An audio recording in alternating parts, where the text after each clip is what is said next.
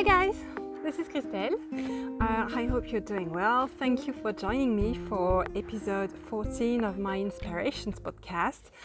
I'm very happy to be with you today for the second time because I recorded this podcast once earlier today and my smartphone ran out of available space and cut me short at 7 minutes 44 seconds, and I talked for over an hour. But because I changed the way I'm recording the podcast, I'm recording not in selfie mode but with the back camera for better quality, to be able to show you yarns like this. Okay, and so it does the self-focus and everything. I didn't notice. And so after talking with myself for over an hour, I went to check if everything was recording smoothly, and there were only 7 minutes and 44 seconds of recording, and I was like pissed off. Okay, so here I am again. So I hope you're doing well. I've changed the setup a bit, so as I told you, I switched the camera for better quality. I'm recording from my brand new deck because 10 days ago my husband and I we got to work because we bought some wood like 1 year ago, and to build a deck in our tiny backyard. And well, we jumped and we built it 10 days ago. It took us 2 days. It's not completely over. It's, I think, 80% done.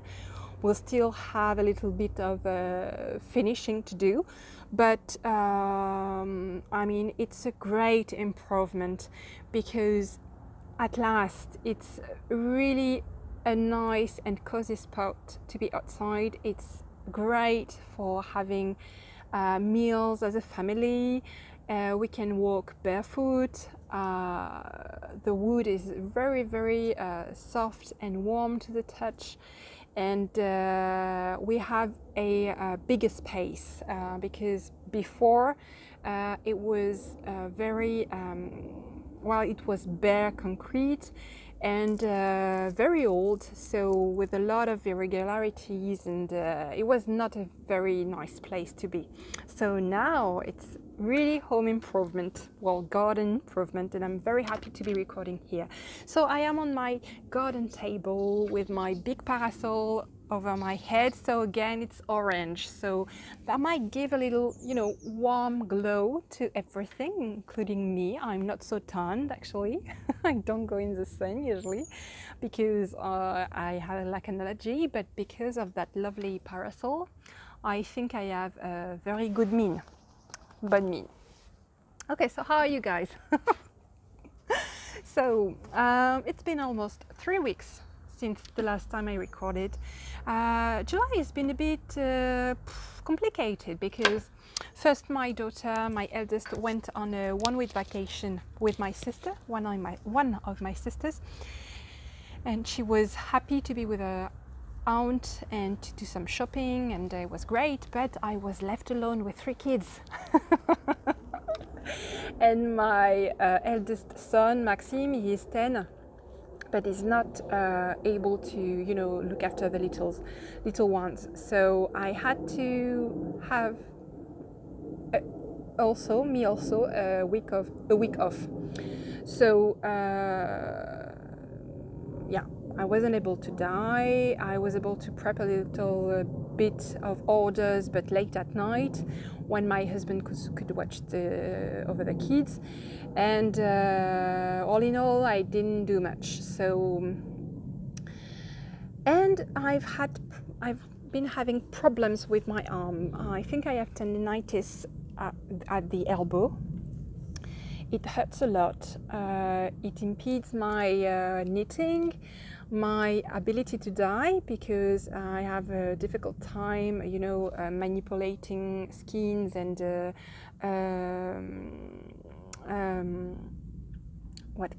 holding pots. So the doctor wants me to rest completely for a week. I'm going to try and rest for well, 4 to 5 days, but I really want to dye some more yarn because I go on vacation and I will rest then. I will have a 3-week period without dyeing. I will try to be, you know, good and not hold anything. My last baby, she's 2 and she still wants to be, you know, to cuddle, and she still wants to be held a lot. So I'm trying to, you know, hold less, or have her on my lap when I'm sitting, but not when I'm standing. And hopefully, fingers crossed, it will go away very soon. I have an echography planned beginning of August, just to make sure there is nothing else than the tendinitis.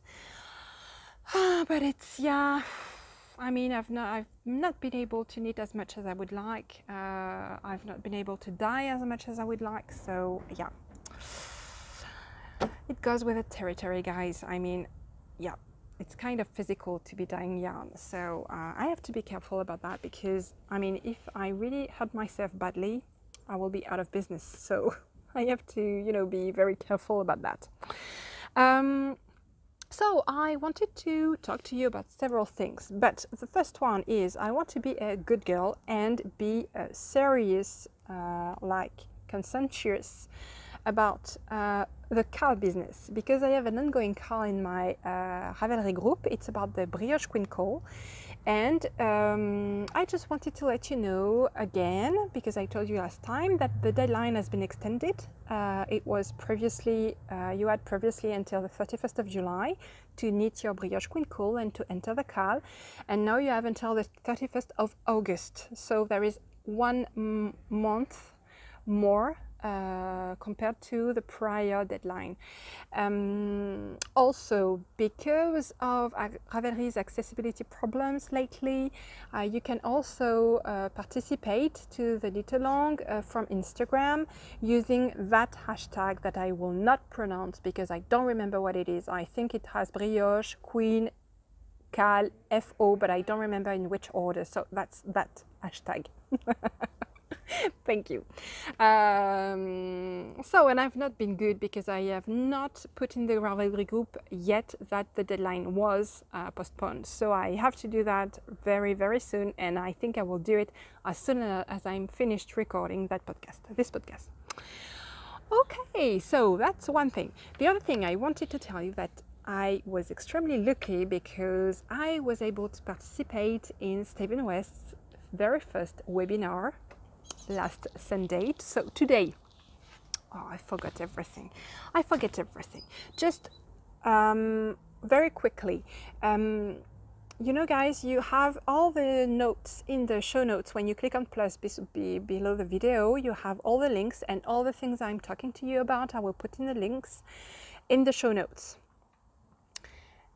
One thing I want to stress out is that the best way to stay in touch is to subscribe to my newsletter. The link is in the show notes. And when you subscribe, you are guaranteed to get all the information first. And you have a free pattern, which is the Jimmy Shawl. End of the digression. So I was able to take part in Stephen West's very first webinar. It was about shawl shapes and it was great.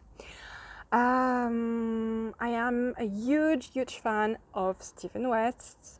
I've been knitting his design like for years. I think the first design from him that I knitted was in 2012, and it was his first mystery KAL, and it was a Rockefeller shawl, and it was great. And I've been a great admirer of his since then. So when I saw that he organized those Zoom webinars, I jumped in, and I was not disappointed because, you know, I consider myself an experienced knitter. I design, I have several designs under my belt, I have shawls, I have socks, I have lots of things. And still, with this webinar that was aimed I think, at knitters from different levels. Beginners, it was beginner friendly. I learned quite a few tricks actually, so I was very happy about that. And I mean, it was great because I love when Stephen West shows off his different shawls and explains his ideas, his creative process. And well, I mean, I could listen to the guy talk for hours. So yeah, it was great. And I've signed on the next webinar he's hosting, and it's about color play, and it's fantastic. And as a dyer, it's going to be very, very interesting for me because it will enable me to offer you more relevant color combinations for his designs. And I have specifically in mind his next Mystery KAL, for which I am going to clear my agenda because I want to participate. I mean, I have not knitted any Mystery KAL from Stephen West since 2012 and the Rockfeller Shawl because, you know, life. And he is, I think, I really love his designs. That's not the question, but I think the rhythm of his Mystery KAL is really, really intense. And being a multi whip girl, I've never been able to, you know, keep up the rhythm. So this time around, even if I have to be monogamous, I'm going to participate and I'm going to keep up the rhythm, and it's going to be a priority because I think his mystery shawls are his best actually. I really love what he does. It's always inventive, it's always, I mean, I've been knitting them afterwards anyway, so Pickle and Pop. The Star Flake, I've not knitted it myself, but my friend Letitia knitted it for me for a sample for my booth. For my shop. So yeah, I mean, so October I'm clearing everything. There is only Stephen West, and there will be kids. So that's it for Stephen West. I can't wait to take his other webinar, which is so color play, the West way, the West Knit way, and it's on August the 9th. So I will be on vacation, but I will make time. So on another subject, you know, I think I have a good monthly rhythm. The projects I have last approximately a month in general. I had a private cast on party on July the 1st to cast on for several projects. And I am about to have another cast on party on August the 1st to cast on the projects for my holidays and some of my projects for September. Why both? Well, it's because I'm very, very attentive. I know that if I want to protect my knitting mojo, I must never be without a project. I must never finish something without having started the next project before. Because when that happens, it has happened in the past and I really do not want it to happen again. I feel like I'm paralyzed and I am overwhelmed by the amount of possibilities offered to me by, you know, Ravelry and everything, and for the life of me I cannot decide. So I really go with the flow there. It means that when something is exciting, I want to knit it, I just cast on. I don't care if I have 20 other work in progress. I just cast on, and even if I don't make progress on it right away, it's going to be waiting. I know it's already on the needle. I know everything is ready, and I just have to reach it and keep on knitting. There is no awkward moment where I have nothing on the needles because I have not started it yet, but I don't have the needles available, or I don't have, I know it's trivial, but I don't have a project bag, I don't have a cable, I don't, and in the end, It's really a hazard to my knitting mojo. I know that, so that's why. It's a strange habit, but I like to cast on way in advance, even if it's to, you know, frog later. Who cares? Not a problem. So it's going to be an epic cast on party. After a good thinking about this, I'm going to cast on for 4 projects on August the 1st, and I wanted to share them with you. And I would like to offer you to join me because I'm going to do a live on Instagram. So I think I'm going to, you know, it will be really pretty straightforward. Everything will be ready in advance. I'm going to cast on for each project, so maybe 15 minutes each, just to start the first few rows and then up, jump to the next. So if you want to join me and get organized to cast on with me and have a little chat, it's going to be on Instagram. It's going to be on August the 1st, so that's a Saturday. It's going to be at 5 o'clock Paris time. So if you're watching from the United States, from maybe the East Coast, for example, it's going to be 11 your time. All the details are here. Because I had to, you know, I like to write things down on a big whiteboard to organize my thoughts. So, and I like to be in the mood. So you can see a little sun, little parasol, cast on party, 1er août 2020. It's going to be hosted in French, but if you want to join and jump in and have a chat with me in English, I can switch to English very easily.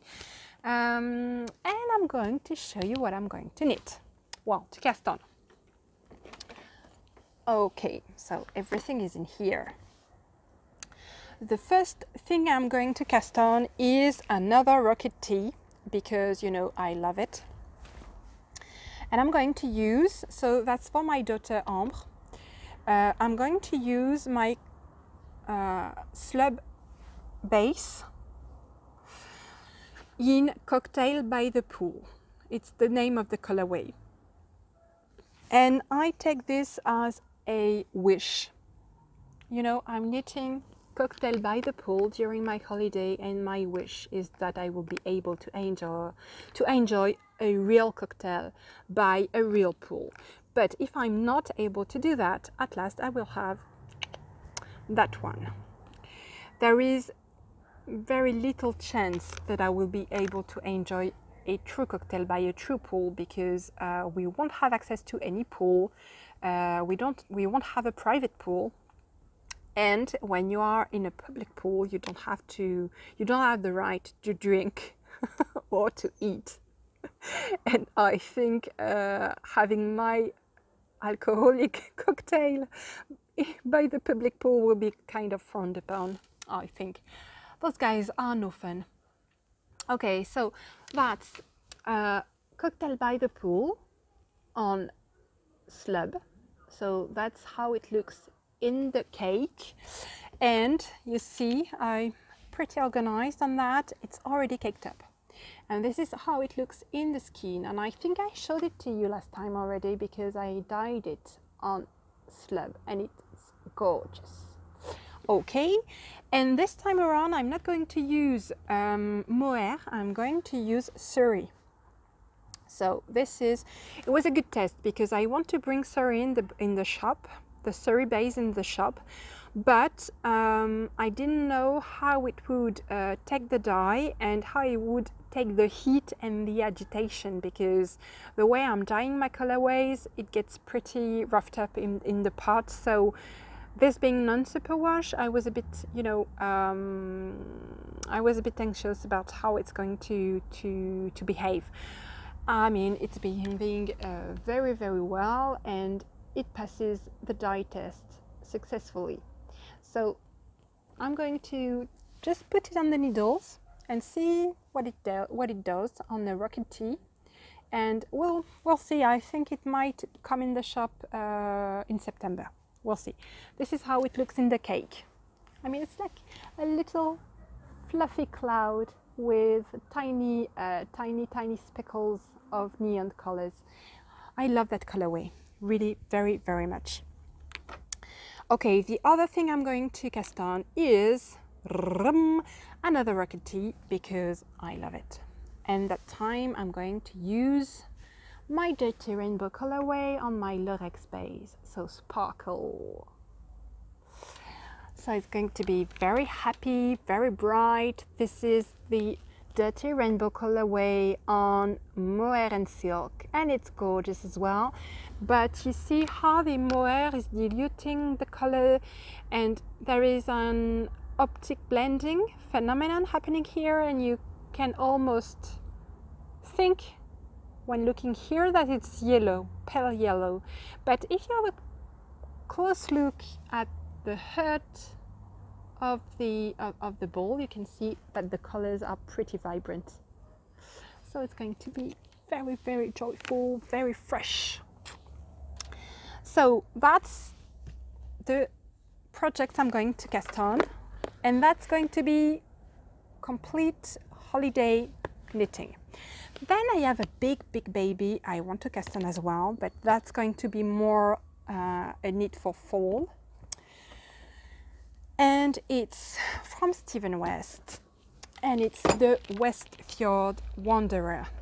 So I've already started a Westfjord Wanderer using only scraps and leftovers. But I'm not happy with it. I'm not happy how it knits up. I mean, the last time I showed it to you, I told you that I was not super happy with it, but I was, you know, intent on going on and see what it looks like further in the project. But I don't think I will have the endurance to see it through. I really don't. Yeah, I'm not excited about it anymore.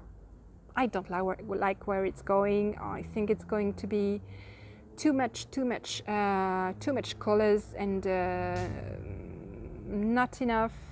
I don't know. Yeah, I don't know. It's not working out. For my whatever sweater, I was using only scrap yarns as well, but it came out beautifully and I'm really happy with it. But for that project, I don't know why, I'm not feeling it. So, and I had another idea I wanted to experience, because it's quite difficult to come up with a palette of 7 colors.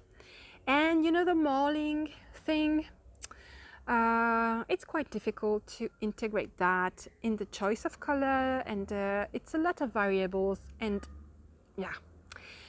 And I thought, well, if I don't play around with color on that particular pattern, which is gorgeous and I really want to knit it, maybe I could, you know, try, instead of color variation, try it with textures, because there is a lot of yarn that needs to be tested in my shop, to bring them in the shop, for example, that I'm curious about, that I want to fully explore. And so yeah, I had that crazy idea to put 7 different bases in a dye pot, put dye on it, and have a kind of a gradient, and then use that to knit the Westfjord Wanderer. So that's what I did, and that's what I'm going to show you. And I don't know if it's going to work out. I will know soon enough, because the way that pattern works, you need little wedges to have the scalloped edge, and then you pick up your stitches to knit the shawl body. And when knitting the scalloped edge, you knit, I think, 5 or 6 little triangles, and on those 5 triangles, I think, you have already all the pairings possible. You have them. So I will know very soon if it's looking good or not. If it's looking good, you can expect to have some kits in the shop afterwards. But I'm going to show you exactly what it is about. So we have suri, we have slub, we have fluff, we have a lot of things. And so in my pot I had that lovely skin of suri, which got a lot of black, but because it's very, you know, airy, hairy, it acts like it's diluting the color, but it's mostly black, gray, and a little bit of mauve. Then there is this mohair fluff. So that's a mix of mohair, silk and nylon. And it got less black and gray and more mauve. Okay, so that goes in that order. Then I had this gorgeous blend of mohair and superwash merino that I'm really excited about. I wanted to test it and bring it into the shop. So it's a single construction, single ply. It's very soft, and it got even less gray and black, more mauve and mahogany, and a dash of brown, I think. Then there is this Stillness, which got the same mix with, I think, almost no black, well, very not much, and mahogany and brown and mauve. And then I added some peach color on this gorgeous ball of mohair and silk. So here Stillness, it's going to add a little bit of sparkle. Mohair and silk. There enters the slub, for which I introduced some burnt orange in the mix, as well as a good dose of brown and mahogany and a bit of black. But you know, because they were dyed in the same pot, it's not exclusively on that one that there was some burnt orange. It's peeled a bit around. So yeah, all those colors I'm talking about, every one of the skin got at least a little bit. And for that last one, which is a single ply again, and it's merino, silk and yak, I added a little bit of gold, and it's gorgeous. It gives the most wonderful coppery undertones. It's beautiful.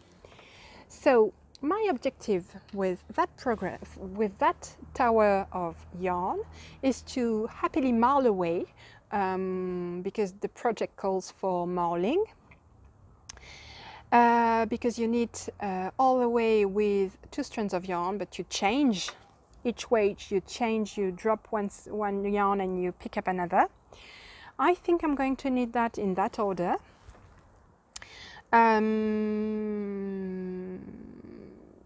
I think from afar it's going to look almost as if the shawl is a solid color, but when you will be looking up close, it's going to be the most marvelous shimmering effect of different tones and different nuances, and I really think it could be stunning. I hope I'm not mistaken, because I'm really, you know, trying a new thing here, so we'll see. We'll see. And then the last project I want to cast on is a sock, because you know, you always need one. And because I am almost done with my Helen Stewart project, I really want to cast on something by Helen Stewart, because I've loved my, I'm enjoying actually my Stillness Mystery KAL so much, and Helen prose and words as well as her patterns so much, that I've decided that I always want to have something by her on the needles at all times. I mean, the woman is a poetess. Her pattern are a delight. It infuses you with that serenity, calm. It's gorgeous. The patterns are gorgeous, but her words, I mean, it touches me on a very emotional level, and I don't know why, but I find the experience on knitting on a pattern very calming, and yeah, close to meditating actually. So yes, I've decided that yeah, Helen and I are going to be together for a while.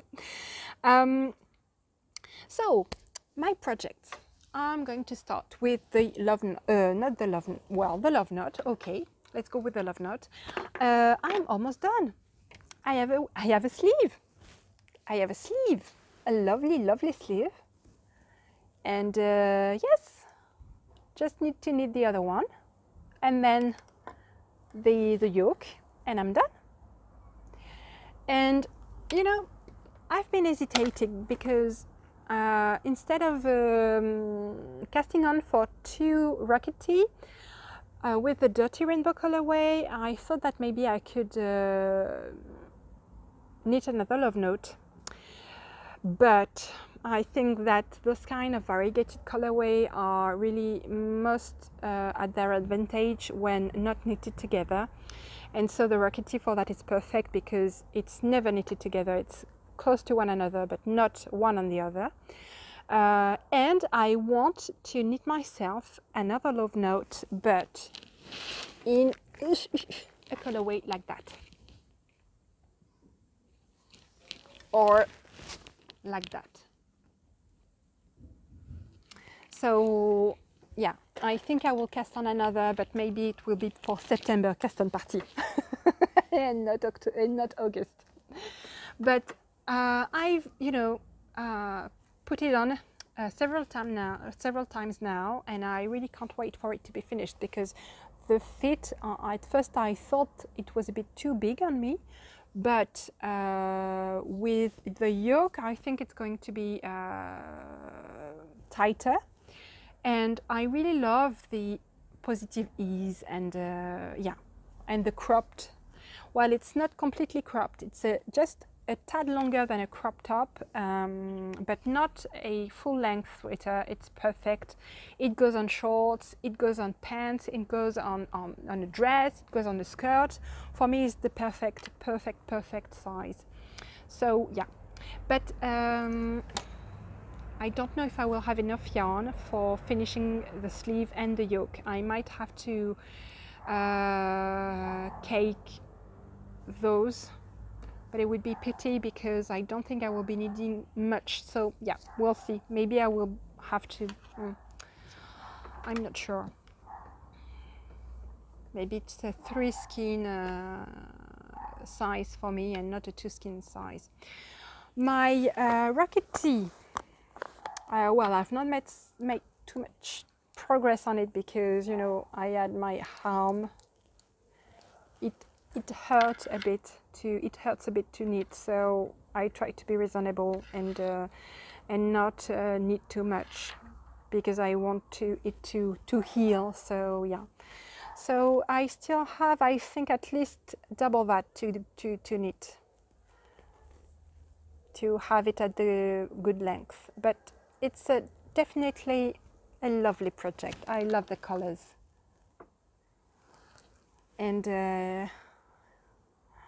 the stitches are just, I'm going to do a close-up on the stitches. Look at that, guys. How beautiful it is.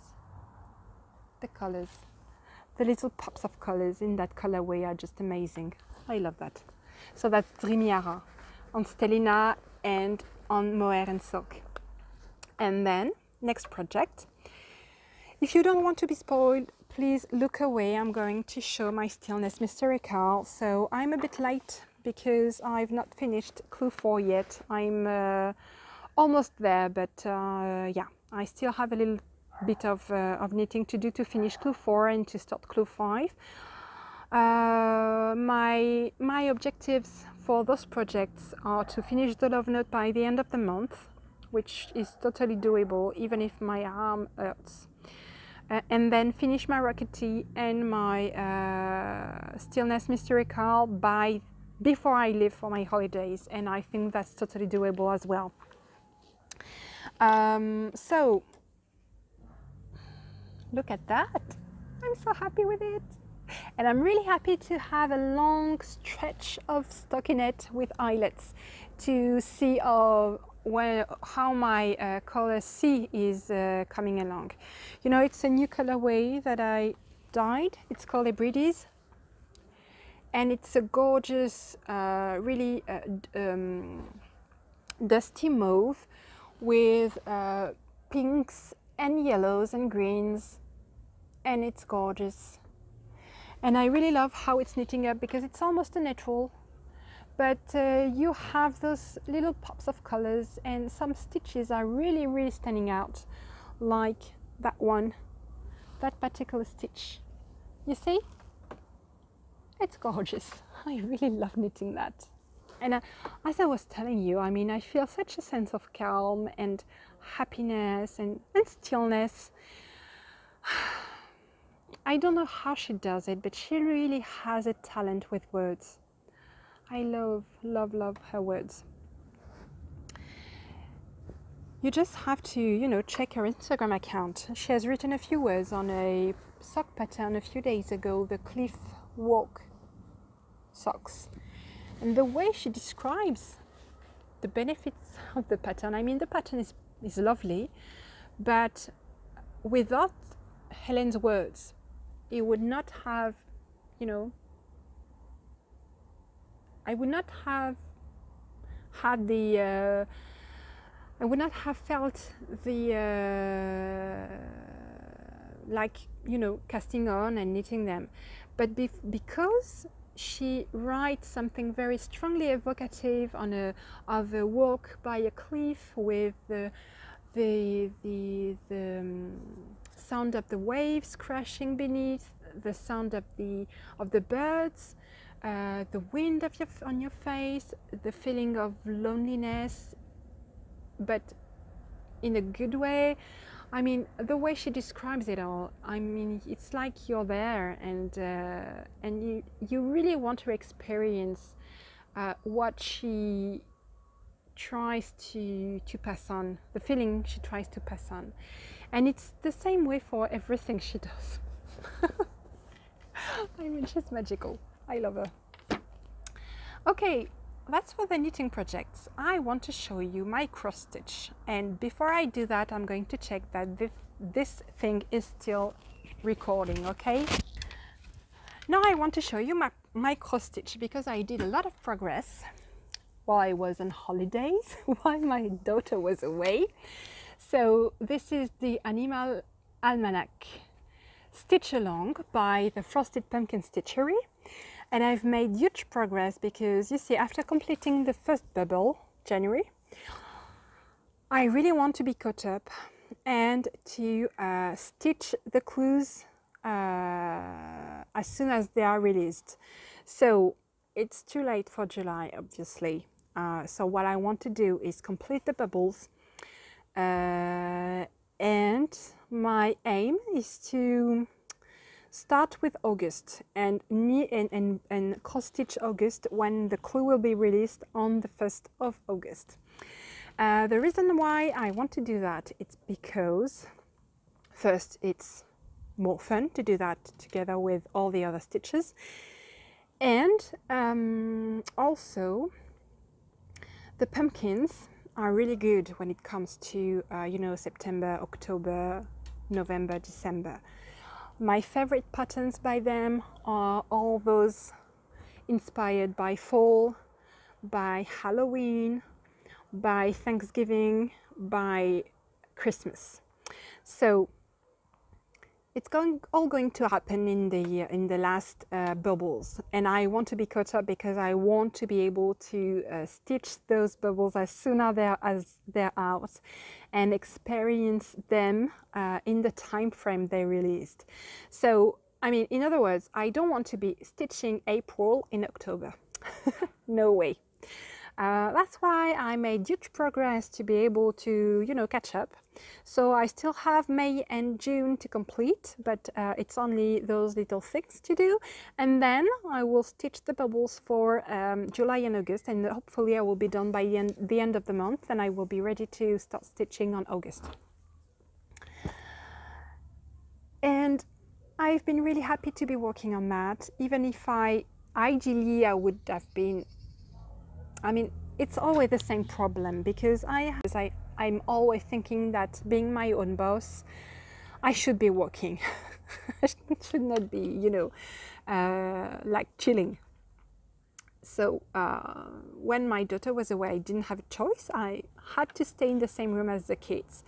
So that means no dyeing, no order prepping, no things like that. I could have been working on the computer, but let's be honest, it's really difficult to concentrate when you have 3 kids just nearby with Amelia, my baby, coming to me every 15 minutes because she wants to be fed because I'm still breastfeeding her. And when she sees me in the same room as her, to her, I'm available for her. So it's really difficult for me to be working with her in the same room and stay concentrated on something that is not handiwork. So that's why I stitched. I stitched and I knitted a bit, but mainly I stitched. And in France we have at the time Miss Marple episodes. So I really love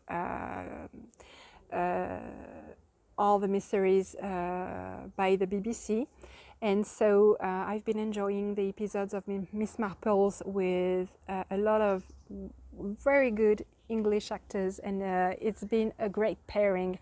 Miss Marple on TV plus the cross stitching, it's like perfect match. Okay, so what I want to do as well, because I think that I told you a little while ago that I wanted to be able to add in my day like a very tiny amount of time cross stitching, like 15 minutes a day would be good, but I would like also to spend some time spinning. So I've not been able to make some time for my spinning, but I brought out my wheel, I brought out my fiber, and guess what? Between the 2 episodes I've been recording with you, I've spun a little bit on my wheel, so I'm very happy about that. I'm going to, you know, try and keep up. And I've decided to not to take the wheel on holiday. Obviously, it's a bit too, you know, cumbersome, but I'm going to take this. It's a spindle, a drop spindle, a lovely one, it's that. And I'm going to spin some singles on my drop spindle, and then I think I will never apply, or I will never apply on the wheel when I get back. I'm just not decided on which fiber yet. I've selected from my stash 2 breads from Designs by Ember, and I'm still hesitating because obviously swimming pool or melon, I don't know. I don't know. One or the other. Really, I can decide. Both are gorgeous. Both are, I think, merino, 100% merino. I might go with that one because I'm already knitting in those hues. My cocktail by the pool has a lot of turquoise in it, so yeah, I might go along with that one, but I'm not decided yet.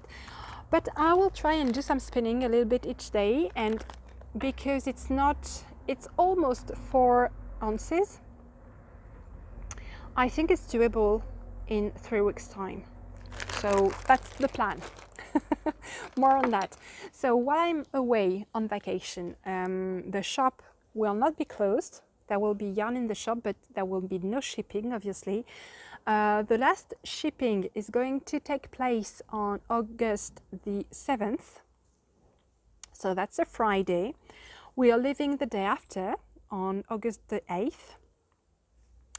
And until that, I'm going to be putting yarn in the shop. I don't know if I will have time to record another podcast before I leave, but when I leave, I think I will be doing a kind of vlog during my vacation, and hopefully I will be able to post it regularly while I'm away, or if I can't, if there is too much editing, for example, maybe what I do is I'll you know, edit a vlog and post it when I get back. So that's the plan. But I really want to document all my creative projects during the holidays, because I love doing that, and when I take the time to do that, it's such a pleasure to come back and watch it I mean, a couple of years later. It's really, really something that I love doing, documenting my work, documenting my projects, and sharing it with you, actually. So yeah, and I think that I like to think that maybe when I'm old or when I'm gone, this will remain, and my family will be happy to see me happy and see that I enjoyed life and enjoyed my crafts, and I had a good life. That was deep.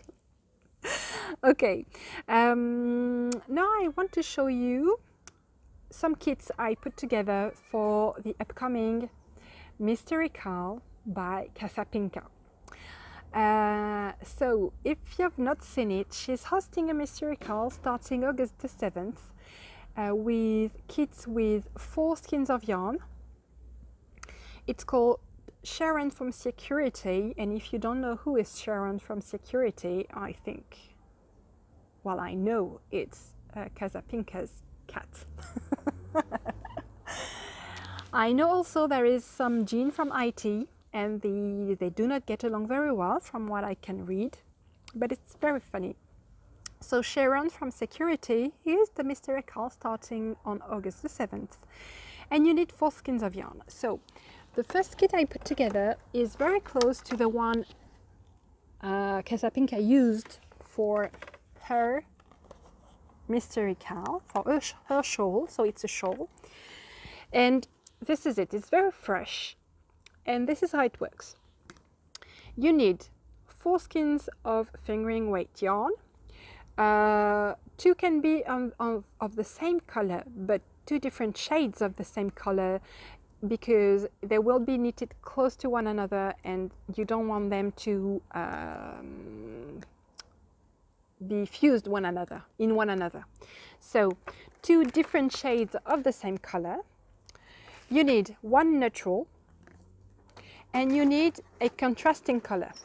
So that's the first kit. So that's Framboise sous acide, Eleanor, Snow Owl, and Jack Sparrow. It's all fingering weight yarn. All the skeins except that one are my extra thin fingering base. That one is extra thin single.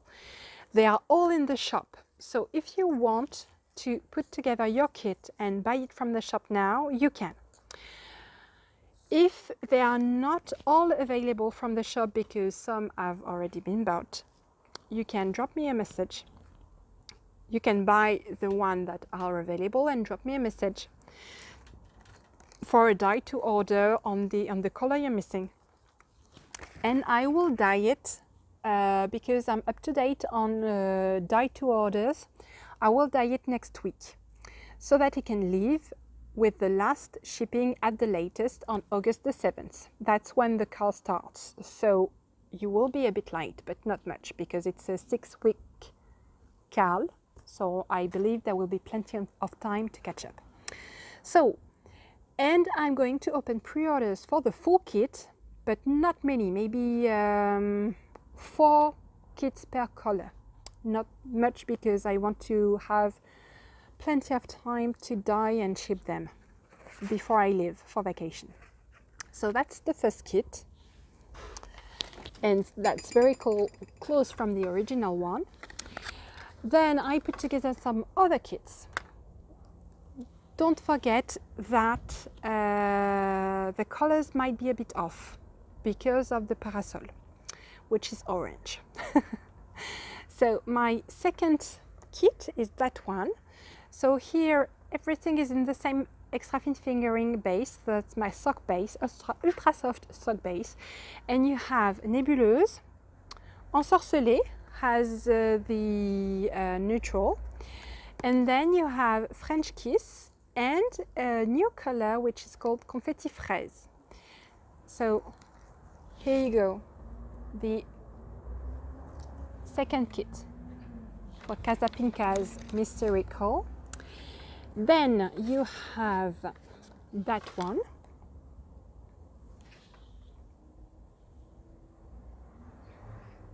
So that's Ivy Confetti,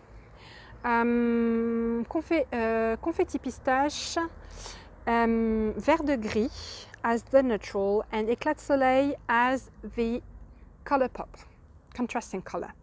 So everything on my extra thin fingering base as well. I love that one particularly. I think that one is like kind middle, you know, summer, middle fall. And yes, it's summery and it has kind of an autumn feel as well. Autumn vibes with that colorway. And the last kit I'm offering is that one. So that's Jean Fetiche, Curacao Confetti, the Lovely One, and Eleanor.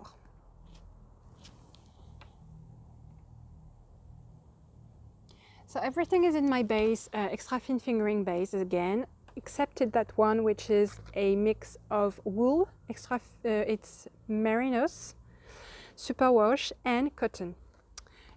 But what you can do if you don't want to mix base is just drop me an email to dye you the other color on the base of your choice. So that's it for the kits for the Casapinka Mystery KAL. I hope you like them. So when this will be online, this podcast will be online, the kits will be as well. So you can find them there in my shop, in the kits section of the shop. So there is a few new colorways in the kits I've just shown you. I'm going to share them with you. I'm sorry. There is the confetti range, because I've been experiencing with a new way of making speckles, and those have in common a speckle mix. I mean, the background color changes, but they have all been sprinkled with the same speckles mix. So I'm going to show them to you again. So that's Curacao Confetti. So it's a light blue as a background, and then my speckle mix, and it's lovely. I have Pistache Confetti, so light green, and the mix. There you go. Then you have Confetti Fraise, so same again with light pink as a background, and the speckles. Confetti Citron, which starts as a natural skin with only the mix of speckles, and it's almost like the background color was light yellow, but it was not. It was natural, the natural color of the yarn. Then that one, the background color is a complete colorway on its own. It's just not a background color, it's a very layered background color on which I've sprinkled the speckles mix. And it's called Ivy Confetti. And it's a gorgeous golden green that I've been trying to obtain for ages. A golden green with dashes of blue, of muted blue. It's gorgeous. So I have several of those in the shop. I think there are 4 of these, and 5 of this Ivy Confetti, which is dyed on another base, which is alpaca fingering, and it's a very, very beautiful base, very soft. It's 70% baby alpaca, 20% silk, and 10% cashmere. So it's, I mean, it's buttery soft. It's very fluid. It has a lots of drape. It doesn't hold shape like wool. So you see.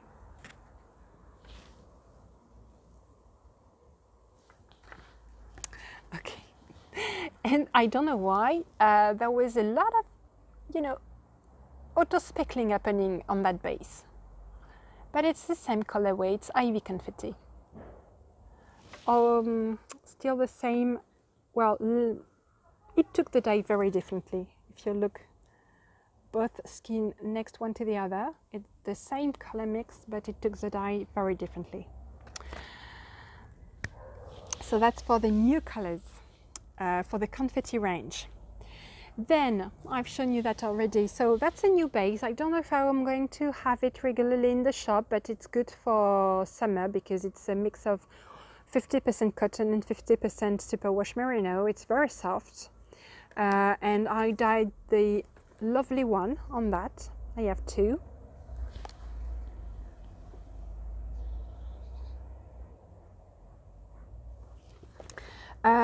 With Confetti Citron, I put together in the shop some kits for the rocket tea, or the Lovenote, as that's up to you, but it's labeled as a rocket tea kit, and it's paired with my extravaganza colorway on mohair and silk, and it would make such a lovely, lovely rocket tea.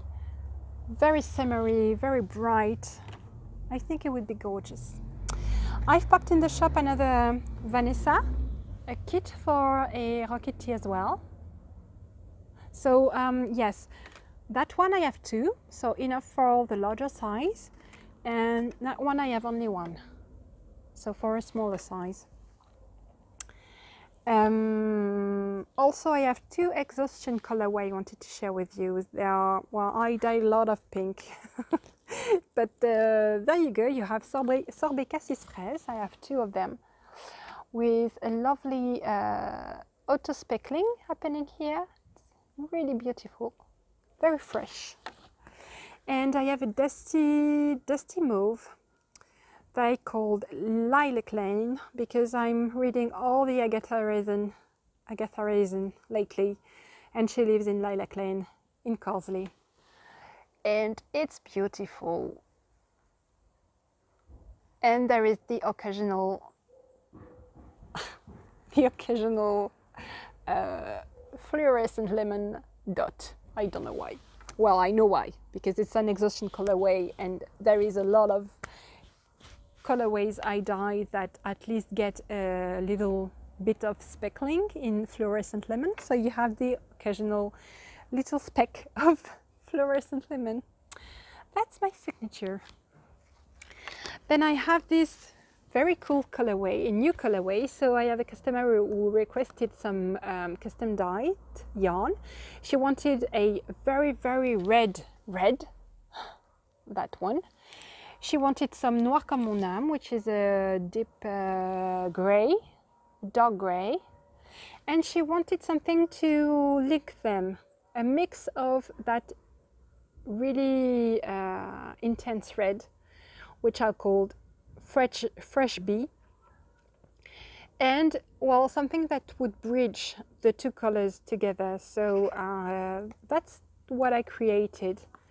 It's a gorgeous mix of, you have one end with the pure colors of Noir comme mon âme et Fresh Bee, and then in the middle where they meet, you have some speckling happening, you have some mixing happening. So you have gorgeous shades of burgundy with lovely speckles in reds and blacks and grays.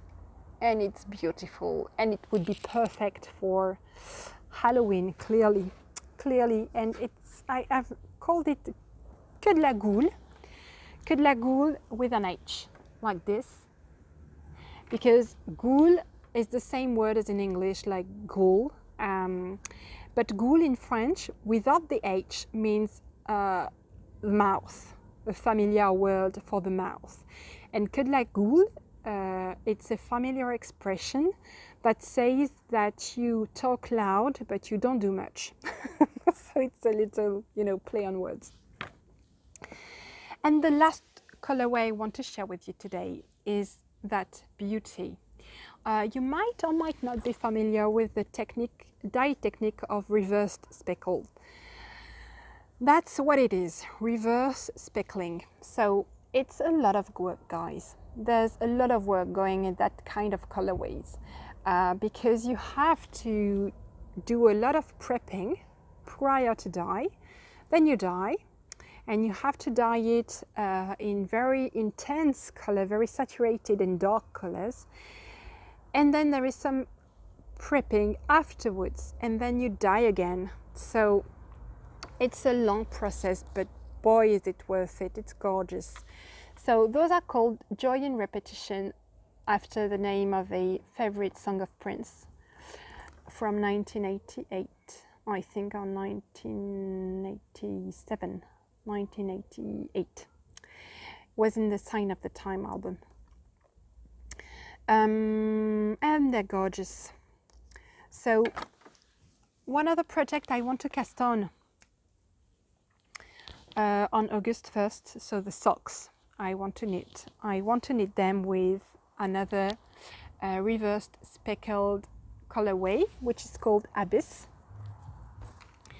This is going to be useful because it will help you see how this knits up, but you can see how it looks like in the bowl, in the cake. And that one is called Abyss because it reminds me of, you know, the abyssal parts of the sea, the Hadal, I think, the Hadal layer, where you have no light, but still you have some bioluminescence happening with all the creel and I don't know which species, Hadal species, sorry. So that's why it's called Abyss. And I want to knit a pattern, a sock pattern by Helen Stewart out of this cake. I don't know which one yet, but it's going to illustrate the way this knits up. And I've already seen a little sample knitted by my friend Letitia, and it's gorgeous. It's really gorgeous. So here it is for this time, guys. So I hope you enjoyed this episode.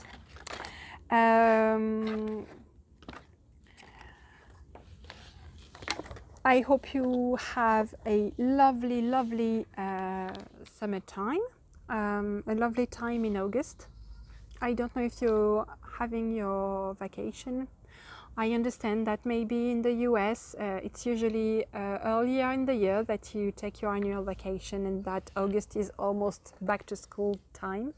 Well, for us in France, it's really very often that people take their vacation in August, and it's been several years now that we take our vacation late August, and that we come back just before, maybe the day before or 2 days before school starts again. So again, we're doing that because when we will be back, I think school will start the next Monday or Tuesday, something like that. So, but if you're in another part of the world where you are able to go on vacation in August, I wish you a lovely time off. I really plan to enjoy myself and to relax and to just do things with my family and my husband, because we've not seen lots of him this year because he's preparing a master and on top of his job. And so he's been working very, very hard all the time, and it's really going to be an important vacation because it's the first year of his master. There is still 2 to go, and we are very going to enjoy this vacation because yes, we have not seen him much and we miss him. So yes, it's going to be a good time. So thank you for watching me and staying with me until the end, and I wish you a lovely time. Take care and see you soon. Bye bye.